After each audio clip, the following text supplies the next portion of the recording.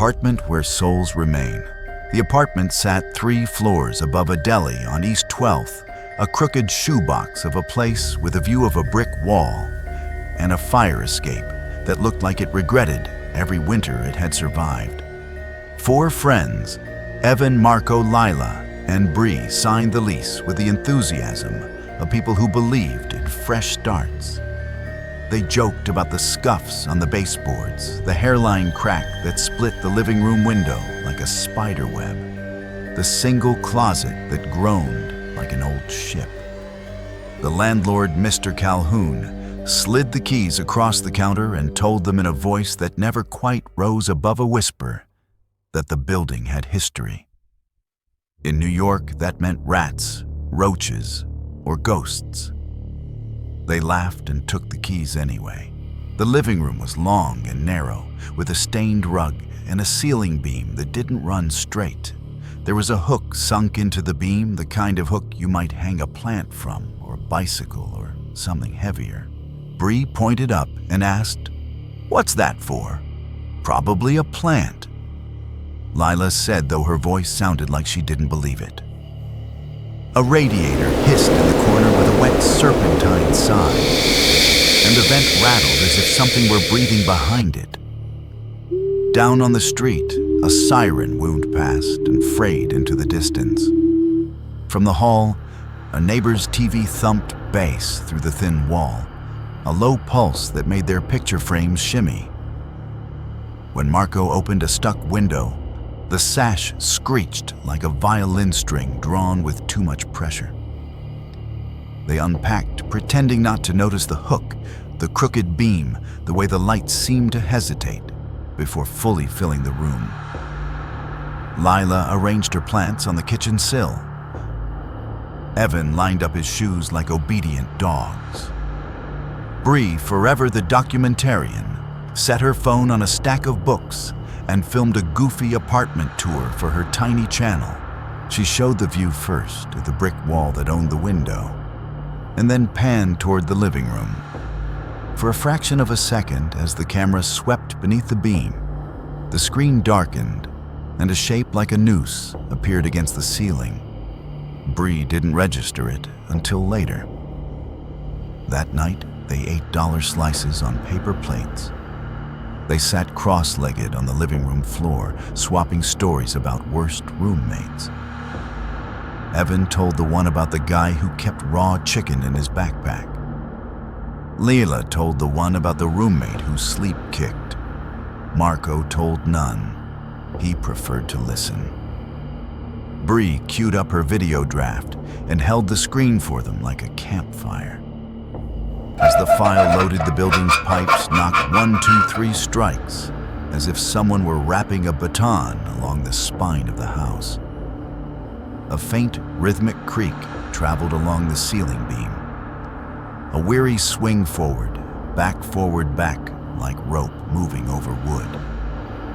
"You hear that?" Evan asked. "It's an old building," Marco said, but he shifted closer to the wall. The video played. Bree's chirpy voice narrated, "Welcome to our extremely cheap, probably haunted New York apartment." Kidding. The camera swung kitchen hallway, window, ceiling. The image stuttered. For a heartbeat, there was a silhouette in the living room that shouldn't have been there. A long, dark outline suspended just below the beam. Head angled, body slack. No features, just length and gravity. Then it was gone, like a trick of the eye. Bree scrubbed back. "Play," stutter. There it was again. "Nope," Layla said, and put her palm over the screen like she could block it out. "Nope, nope, nope." "It's compression," Marco offered. "Motion blur, artifacts. Phones do that when the lighting's weird. Then why does it look like Evan started and didn't finish? Because the word noose felt rude in the room. From somewhere above them, a slow, dry dragging sound crossed the ceiling. Shh, shh, like burlap pulled over a beam. In the hallway, a door clicked shut and then clicked again, as if someone changed their mind. A whisper sifted through the vent, not words exactly, texture breath grazing metal. The radiator coughed once a wet, hollow knock, and the lights flickered with a tired buzz. They slept badly. Evan's room was the smallest. The door scraped the floor when it opened. He set his bed under the window and stared at the ceiling until his eyes made patterns in the paint.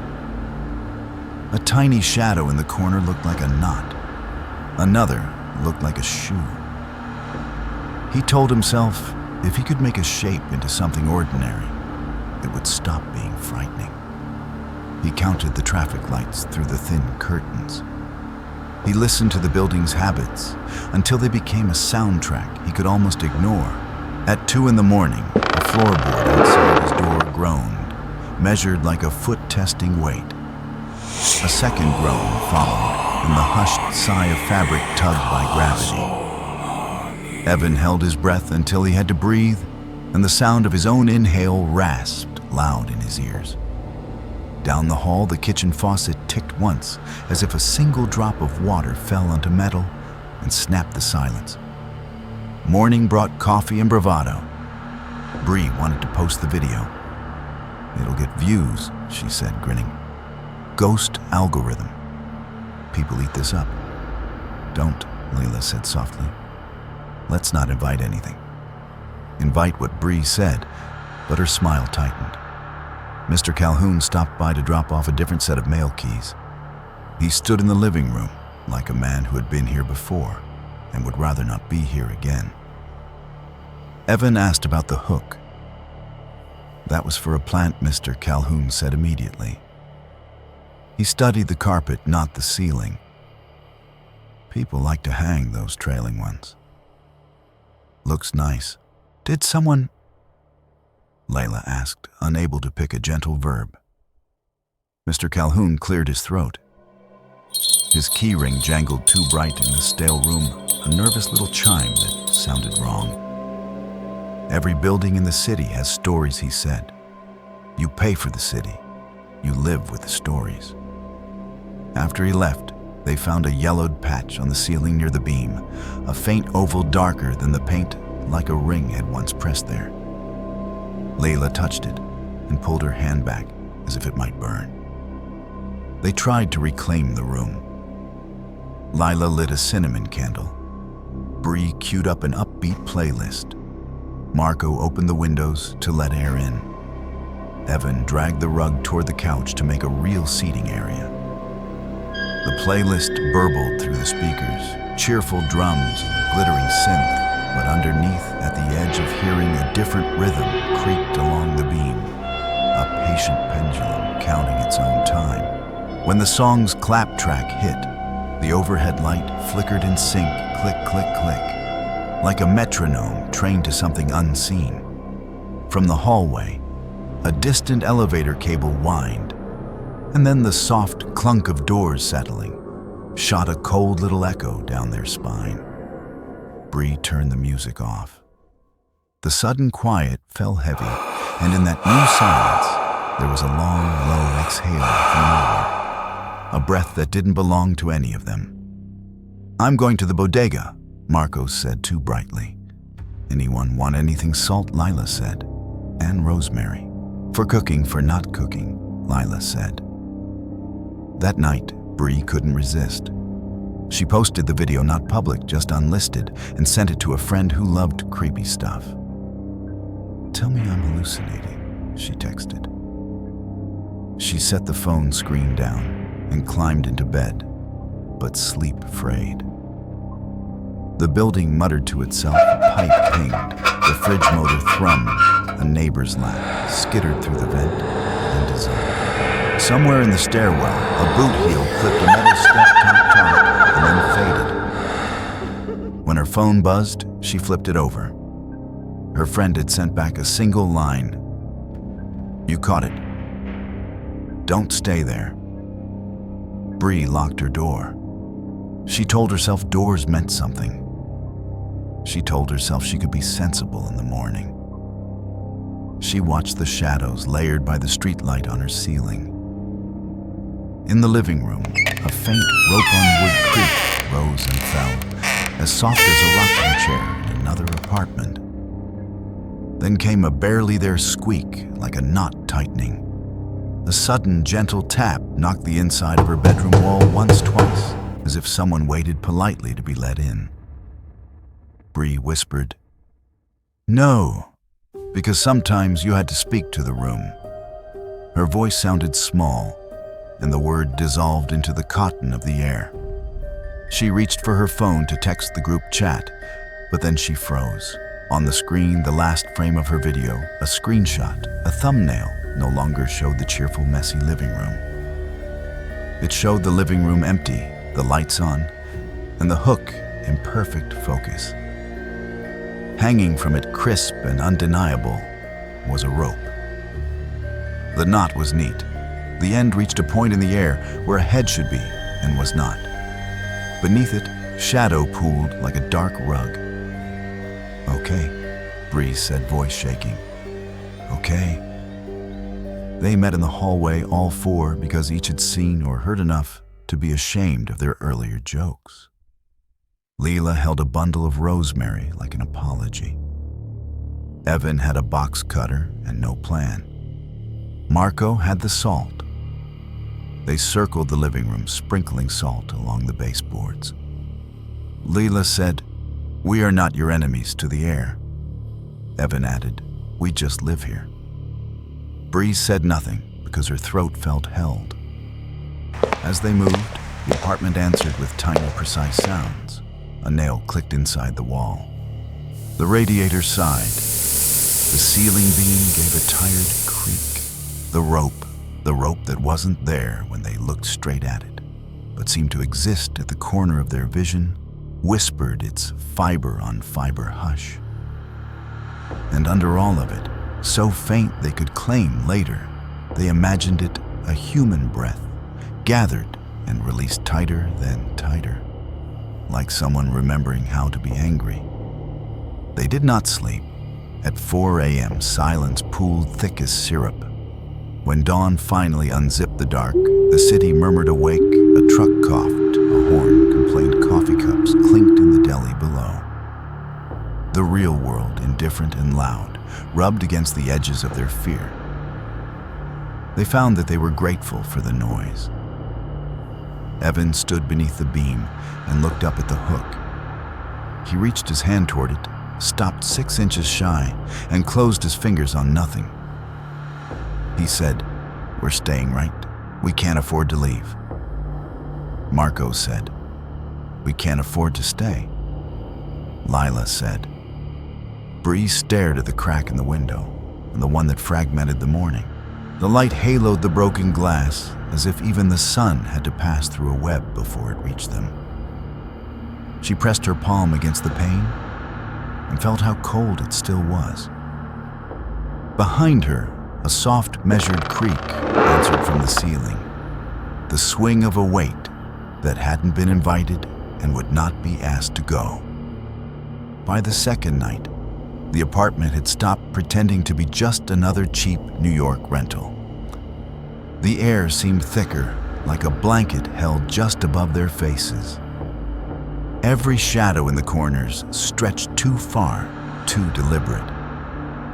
Even the neighbors, usually noisy at all hours, were strangely silent, as if the building itself wanted the four of them to hear only what it allowed. Marco tried to keep spirits up. He fried eggs in the kitchen, filling the room with the smell of butter and smoke. He played salsa music from his phone, letting it echo through the tiled walls. But the mood couldn't be lifted. Bree scrolled her phone compulsively, rereading her friend's warning. Lila twisted the rosemary stem between her fingers until the leaves broke and released their sharp scent. Evan stood beneath the ceiling beam, staring at the hook as if daring it to answer him. The pan on the stove hissed, the butter spitting with sharp cracks like tiny fireworks. From above, muffled yet distinct, came the slow, dragging rhythm again. Shh, shh, shh, like rope rubbing against old wood. "Stop," Lila whispered. "Just stop saying it's nothing." We all hear it. No one argued this time. They moved their mattresses into the living room, telling themselves it was so they could face it together. But in truth, none of them wanted to sleep alone. 4 mattresses in a crooked circle beneath the hook, like some parody of a ritual. They tried to joke about it, but the laughter fell short.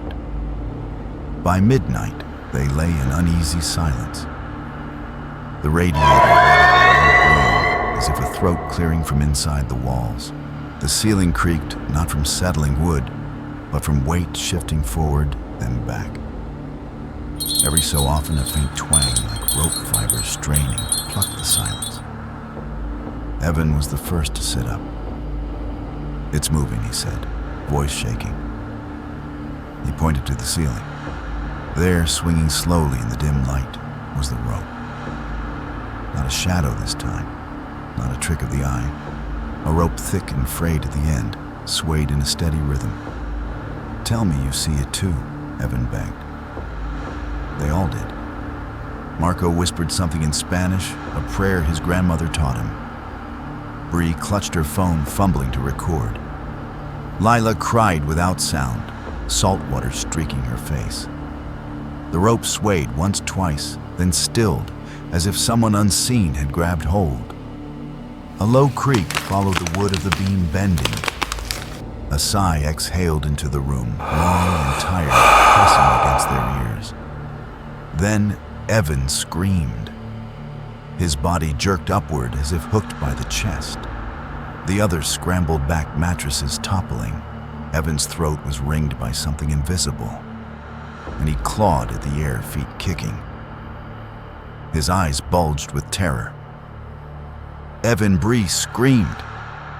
She leapt up, grabbing at his waist to pull him down. Marco joined, wrapping his arms around Evan's legs. The sound of rope tightening filled the room, fibers twisting, groaning under strain, louder and louder, until it drowned their own screams. Evan's body rose higher, impossibly high, until his feet dangled a foot above their heads. His voice rasped out a strangled gasp, then silence. His neck bent at an awful angle, head lolling, and then he dropped. They all stumbled back as his lifeless body collapsed onto the mattress he'd been lying on minutes before. His face was slack eyes, wide lips, purple. "No," Lila sobbed. "No, no, no." Bree checked for a pulse, shaking, whispering, "Wake up, wake up." But there was no pulse. Marco crossed himself, tears streaking down his cheeks. The rope above them hung still, empty, as if nothing had ever touched it. From the far corner of the room, the closet door creaked openward, straining with a moan. A whisper drifted out, low and resentful. The light overhead flickered once, buzzing with static, then steadied again. Bree backed away, dragging Lila with her. Marco pulled the sheet over Evan's face, sobbing into his palms. "We need to get out," Bree said. "Yes," Marco agreed. "We can't," but the front door slammed shut with a thunderous crack, rattling the picture frames on the walls. The lock clicked by itself, metal grinding as if sealed. The 3 survivors stood frozen. Lila whispered, "It won't let us leave." From above them came a groan deeper than before, like the beam itself was preparing to bear weight again. The rope swayed once more, swinging in long arcs, each pass accompanied by the mournful squeal of wood. Bree clutched Lila's arm so hard her nails cut skin. Marco stepped forward, fists clenched. "You want me?" he shouted. "Take me then." The apartment answered. The rope whipped sideways with a violent crack of air fibers whistling as it struck across the room. The glass window fractured further with a high-pitched shatter shards raining onto the carpet. They screamed. The room filled with sound, the groan of the beam, the swing of the rope, the scrape of nails on plaster, and beneath it all the steady rhythm of someone breathing slow and deliberate. And then, silence. The 3 of them stood in the ruins of their circle. Evan's body lying still, the air sharp with glass dust. The rope no longer moved, but they knew it had only claimed the first. The morning after Evan's death was gray and wet. Rain streaked down the cracked window like veins, and the deli downstairs clattered with the usual breakfast rush, a cruel reminder that the world continued outside. Inside, however, the apartment smelled of stale fear and coppery air that clung to their throats. They hadn't moved Evan's body. The three of them, Marco, Bree, and Lila, sat in silence staring at the sheet-draped shape on the mattress. The weight of what had happened crushed them, and none dared to call the police. How could they explain it? How could they show the rope that appeared and disappeared, that took one of their friends and left no evidence but broken breath? "Someone will find us," Bree whispered, her eyes swollen from crying. The neighbors heard us screaming. "They'll call someone." "No." Marco said, his voice hard though his hands trembled. "No police." "You think they'll believe this? They'll say we killed him." Lila hugged her knees to her chest, rocking slightly. "We have to leave." But they couldn't. The door was still locked from the inside, sealed in a way they couldn't undo. Marco had tried with his full weight, but the deadbolt didn't even rattle.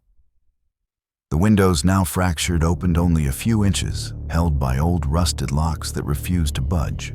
And even if they could break through, they were on the 12th floor. The apartment was silent, but in that silence came the faint creak above them, slow, deliberate, like weight shifting along the beam. Every few seconds, the rope's phantom swing brushed the air forward. Back, forward, back. Marco snapped. He grabbed Evan's box cutter and stormed to the center of the room. "It's just wood and air. It can't hurt us if we don't let it. Don't." Bree started, but it was too late. Marco leapt, slashing upward at the space where the rope swayed. The blade met nothing, but as it passed, a deep groan resonated from the ceiling, straining like a ship in storm. Then it began. The sound of rope twisting filled the room, taut fibers squealing like a violin string pulled too tight. Marco's chest seized as something invisible coiled around his torso. He staggered, choking. His feet left the floor. "Marco!" Bree screamed, racing forward, but he was already rising, his legs flailing. A deafening creak rattled through the ceiling as his body was yanked upward, head snapping back on with a flash. The sound of bones popping sharp, wet cracks echoed through the apartment. His head struck the beam with a sickening thud. The box cutter slipped from his hand and clattered into the apartment. Lila shrieked, covering her face, unable to walk. Bree tried to grab Marco's legs, but he was already too high. She could only watch as his neck bent unnaturally, his head forced sideways until it snapped with a loud, final crack. The rope creaked once more, satisfied. And then silence. Marco's body dangled for a moment, suspended by nothing. His arms twitched once, then fell limp. The unseen rope released him, and he crashed onto the floor with a dull, heavy thump. His lifeless eyes stared at the ceiling, mouth slack. Two gone. Bree dropped to her knees, sobbing. It's not stopping. It's not going to stop. Lila crawled to the corner, trembling. She pressed herself against the wall, her voice breaking. It wants all of us. All of us. The apartment answered with a long, low sound that slid along the walls like a draft. The window groaned as fractured glass shifted the crack with a little squeal. Bree looked up at the beam. The hook gleamed faintly in the gray light. Above it, the faint outline of a man seemed to shimmer for a moment, his head tilted, neck, crooked eyes, hollow. Then it was gone. "Why us?" Bree whispered. "Why won't you let us live?" No reply came in words, only sounds. From the kitchen, a faucet dripped, plink, plink, plink, unnaturally loud in the stillness.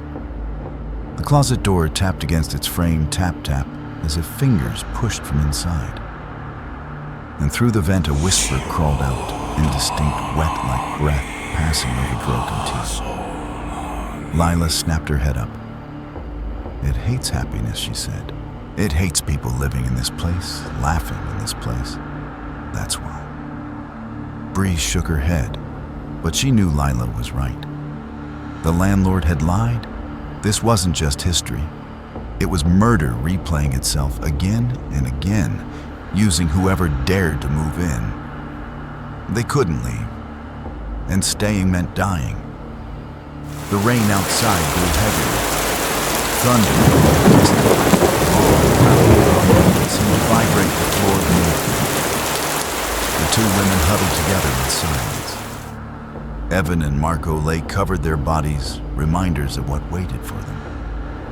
Somewhere deep in the apartment's bones, the rope creaked once more, slow, deliberate swinging and patience.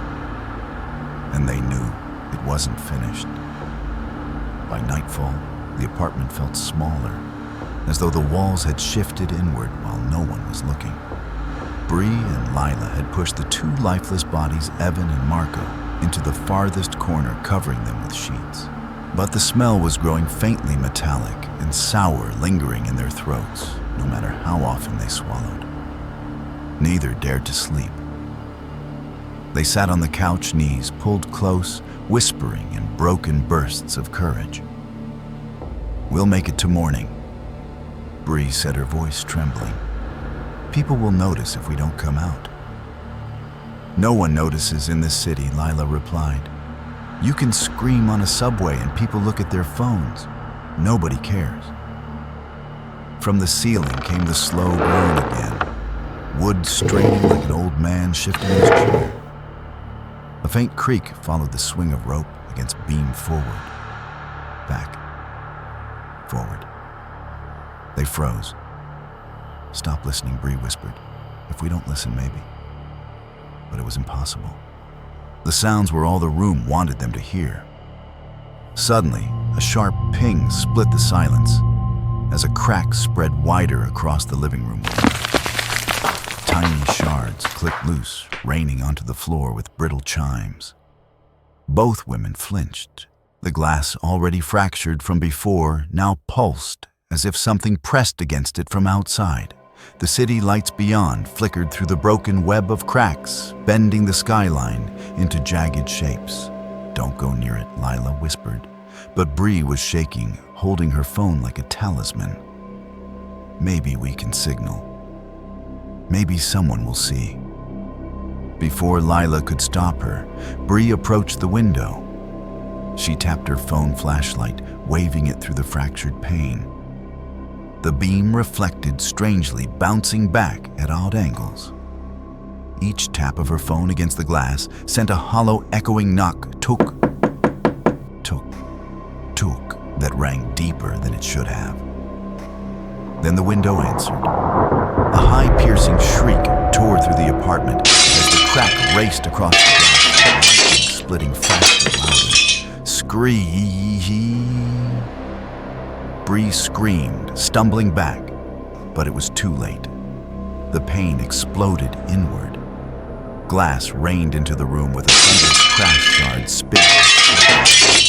The sound was deafening, shattering, clinking, raining chaos. One jagged edge caught Bree across the throat. The slice was so swift she didn't even scream. Her eyes widened, hands flying to her neck, but blood poured hot between her fingers. Lila shrieked.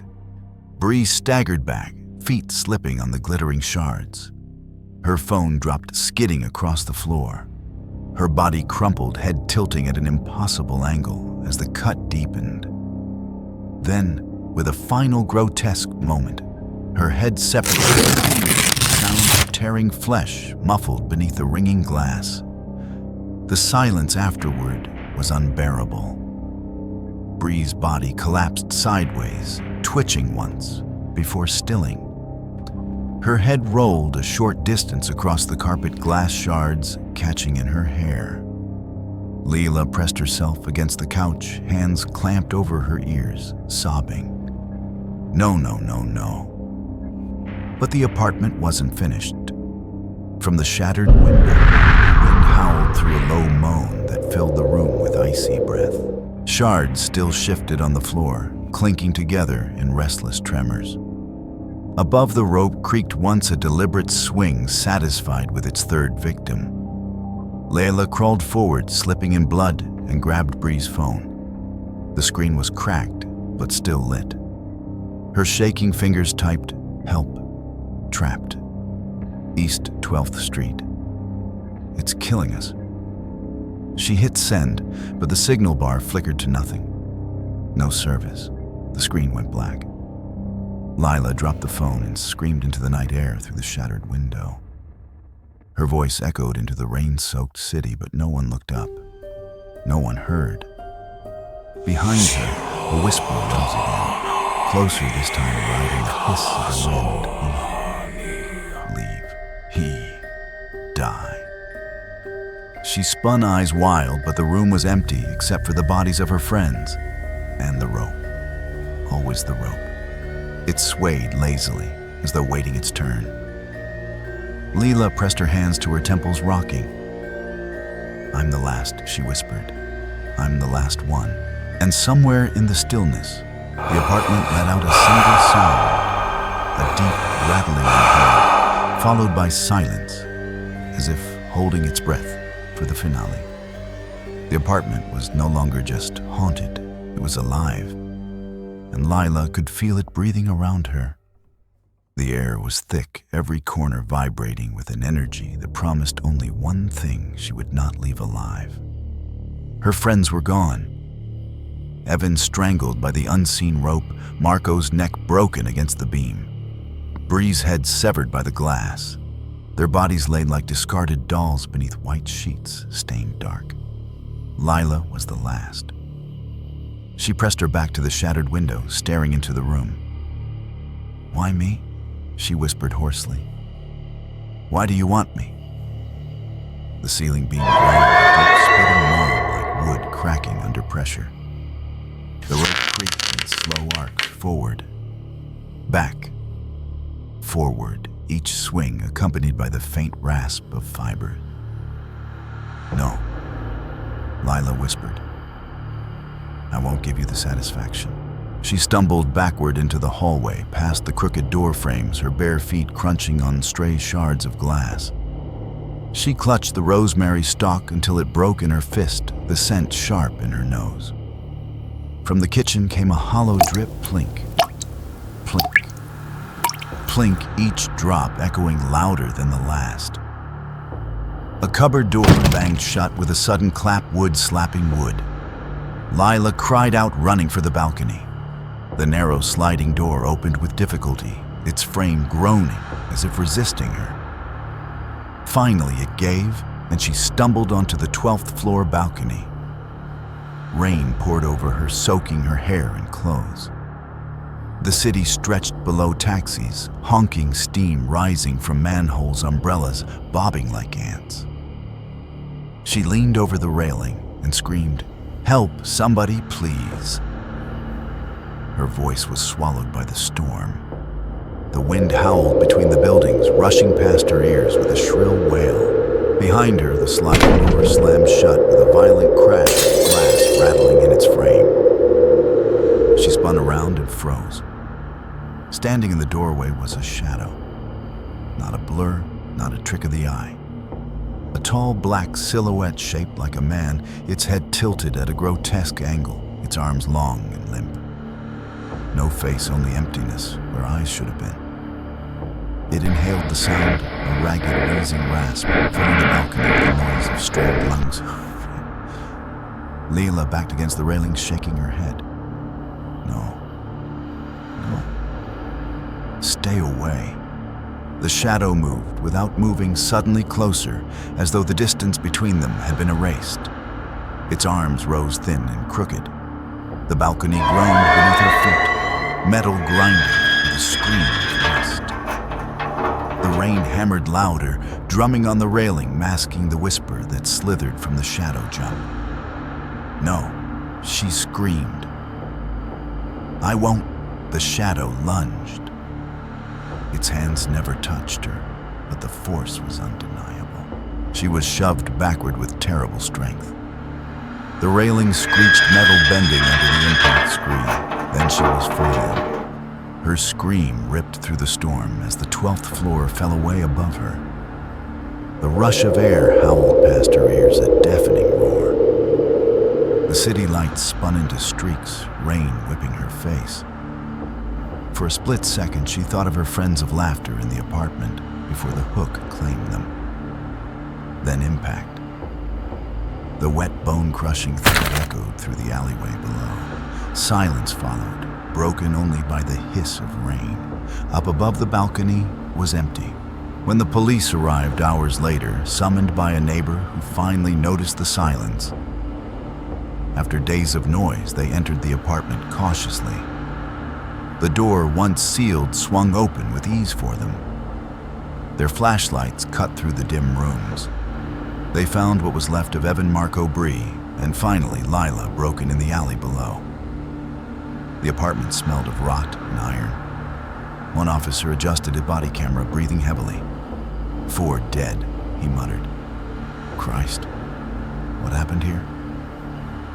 His partner pointed upward. The beam, the hook. Nothing hung from it, but the wood was darkened, worn smooth from years of weight.